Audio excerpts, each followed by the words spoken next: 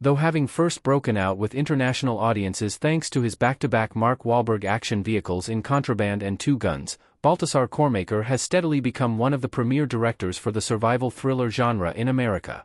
From the star-studded Everest, chronicling the 1996 blizzard disaster that left 8 climbers dead, to Shailene Woodley's similarly true story-inspired Adrift, the filmmaker has become a mainstay in the field.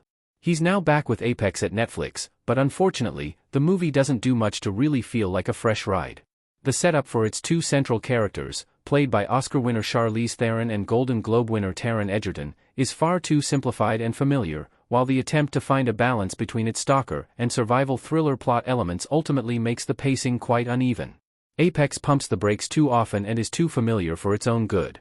Penned by the Purge series alum Jeremy Robbins, Theron leads Apex as Sasha, a rock climber who enjoys pushing the limits of her physical abilities.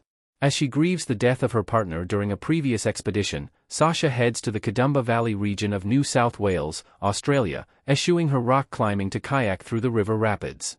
Shortly after arriving, Sasha is met with unwelcome tension from some of the Australian locals, except for Egerton's Ben.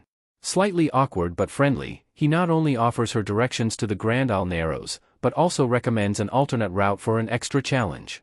After taking his advice, however, Ben crosses her path again, and this time he's not so helpful. He leaves her with some provisions and informs her that he'll be hunting her throughout the jungle, resulting in a high-stakes chase. One of Apex's biggest problems is simply that its story doesn't offer much of a hook until a little over 30 minutes into its 95-minute runtime. Sasha's introduction and the setup for her journey through grief feels far too routine to make her any kind of fresh heroine, even if the actual action of the film lets her be more of a capable foil to Ben than a damsel scrambling for survival. Additionally, the movie doesn't really do a great job at selling us on anyone but Ben being the antagonist in the opening act. Even those who haven't seen Apex's marketing are sure to recognize the local hunters who harass Sasha upon arrival are nothing more than red herrings, leaving the multiple scenes involving them devoid of tension and viewers begging to get on with the proceedings. More troubling is the fact that, with an hour to focus on the central hunt, the script never quite finds the right balance between being a survival adventure and a slasher-esque thriller. Ben's frequent attempts to catch Sasha result in a few harrowing falls down cliffsides and dangerous swims through rapids, and Theron's heroine makes some nifty use of the surrounding environment to evade her pursuer.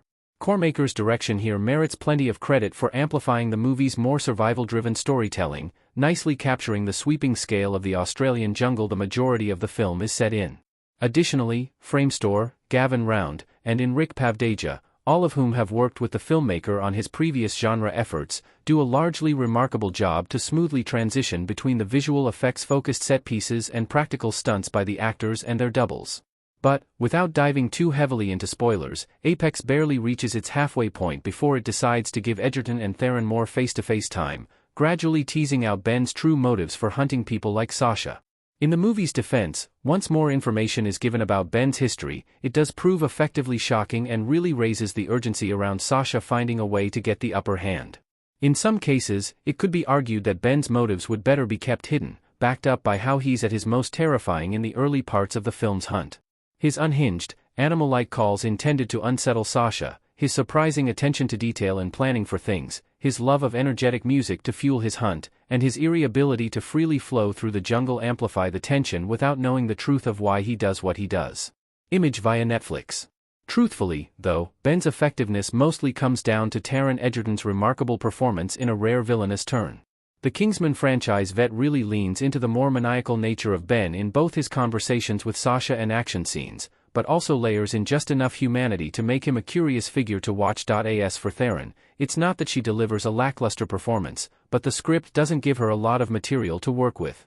She fully commits to Apex's more physical elements, much in the way she did for Mad Max, Fury Road and the Old Guard movies, and when Sasha does allow herself to be vulnerable, she smartly plays it in a restrained manner. However, Sasha is the type of character who is so walled up that it's hard to ever really connect to her, or sympathize beyond not wanting to see her murdered by a serial killer.